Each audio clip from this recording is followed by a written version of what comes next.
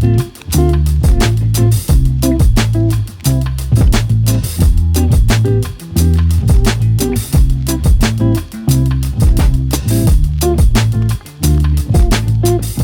அக்ரஹாரசாமக்குளம் பகுதியை சேர்ந்த விவசாயி.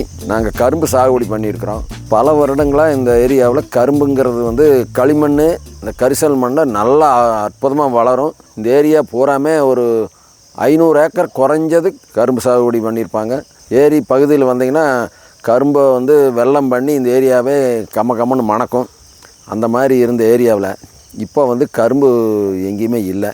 ரேராக ஒருத்தர், நாங்கள் மட்டும் ஒரு 2 ஏக்கரில் போட்டிருக்கிறோம். ஏன் அப்படி சொன்னேன், இன்னொரு காலத்தில் கரும்பு சாகுபடி செலவு வந்து ரொம்ப கம்மியாக இருந்தது. ஒரு பொதி வந்து 350 ரூபாய்க்கு விற்கும்போது சாகுபடி செலவு ஆட்கள் கூலி, ஒரு நாளைக்கு கூலி வந்து 8 ரூபாய் இருந்தது. இன்றைக்கி வந்து 3000 ரூபாய்க்கு பொதி விற்கிதுன்னு சொன்னால் சாகுபடி செலவு 2000 ரூபா.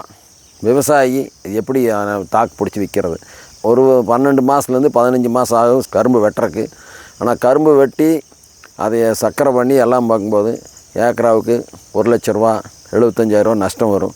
அதனால் யாருமே வந்து கரும்பு சாகுபடி செய்கிறதில்லை. விலை கட்டுப்படி ஆகாதனால விவசாயி யாரும் முன் வர்றதில்லை. குறைஞ்சது ஒரு டன்னுக்கு 15,000 ரூபா ஒரு டன் இருந்தால் மட்டும்தான் விவசாயிக்கு இப்போ கட்டுப்படி ஆகும். ஏன்னு சொன்னால் சாகுபடி செலவு அந்த அளவுக்கு அதிகமாகி போச்சு. ஆட்கள் கூலி ஒரு நாளைக்கு வந்து வேலை செஞ்சால் முன்னே 8 ரூபாய்க்கு இருந்த ஆட்கள் கூலி இன்றைக்கி பெண்களுக்கு 350 ரூபாயும் ஆண்களுக்கு 1000 ரூபாயும் கேட்குறாங்க. ஒரு நாளைக்கு 1000 ரூபா கொடுத்தா எப்படி விவசாயம் செய்ய முடியும்? முன்னெல்லாம் வந்து கரும்பு பாகு பண்ணி விற்றுட்டு இருந்தோம். அதுதான் கட்டுப்படி ஆகிட்டு இருந்தது. இப்போ கரும்பு பாகு விற்கிறதுக்கான வாய்ப்பு ரொம்ப கம்மி.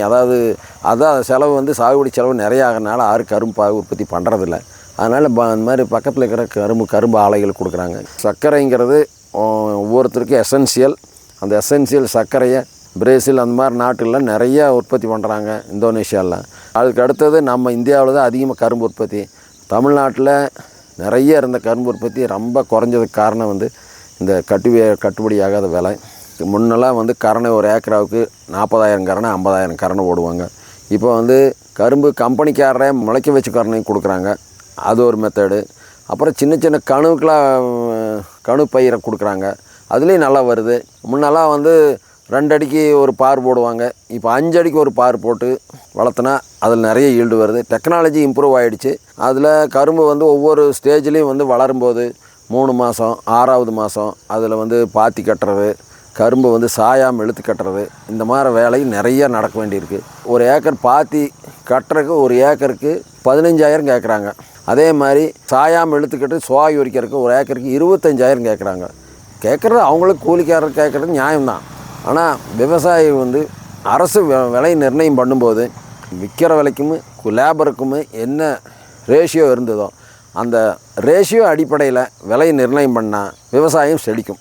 இப்போ வந்து அன்னைக்கு வந்து கூலி 8 ரூபா 10 ரூபாய் இருக்கும்போது ஒரு குவிண்டால் வந்து 500 ரூபா 600 ரூபாய்க்கு விற்றுது. இன்றைக்கி வந்து ஒரு குவிண்டாலுக்கு அவங்க அஃபீஷியல் விலை வந்து அஃபீஷியலாக கரும்பு வெட்டுற கூலி அதெல்லாம் பார்க்கும்போது 650 ரூபா 700 ரூபான்னு சொல்கிறாங்க. ஆனால் இருந்தாலும் அவங்க வந்து இங்கே வாங்கும்போது எங்ககிட்ட 500 ரூபா வாங்கிடுறாங்க. இதெல்லாம் பார்க்கும்போது அந்த ரேஷியோ வந்து 1:1ங்கிற ரேஷியோவில் இருக்குது. முன்ன வந்து 1:40ங்கிற ரேஷியோவில் லேபருக்கும் விவசாயிக்கு இருந்தது.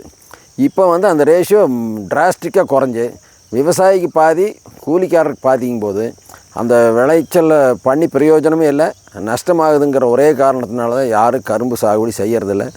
கரும்பு சாகுபடி நம்ம ஊரில் நிறைய வரணும்னு சொன்னால் அதுக்கு வந்து இந்த மாதிரி அரசாங்கம் வந்து ரேஷியோ அடிப்படையில் இருக்கிற விலைவாசிக்கு கூலி ஆட்கள் அது அடிப்படையில் விலை நிர்ணயம் பண்ணணும். சும்மா வந்து நான் வருஷம் 50 ரூபா கொடுக்குறேன் 100 ரூபா கொடுக்குறேங்கிறது கட்டுப்படி ஆகிறதில்ல.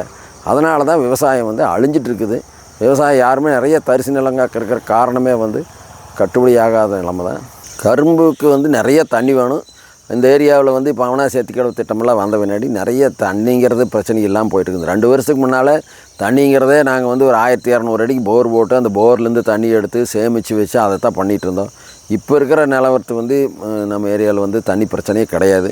மண் வந்து 40 அடிக்கு அளவுக்கு தண்ணி வந்துடுச்சு. கரும்பு இந்த ஏரியாவில் செழிக்கணும்னா அரசாங்கம் ஊக்குவிச்சு அந்த ஏரியா ஃபுல்லாக கரும்பாகும். இந்த கரும்புக்கு ஏற்ற மண் இந்த மண் அரசாங்கம் எத்தனையோ விலங்கு இதுக்கெல்லாம் செய்கிறாங்க. ஒரு பல கோடிகள்லாம் நிறைய இன்வெஸ்ட் பண்ணுறாங்க. இந்த மாதிரி விவசாயிகள் வாழ்வில் இந்த மாதிரி பண்ணாங்கன்னா விவசாயம் செழிக்கும். அடுத்ததும் வந்து நம்ம ஊரில் விவசாய மறுமலர்ச்சி ஆயிரும்.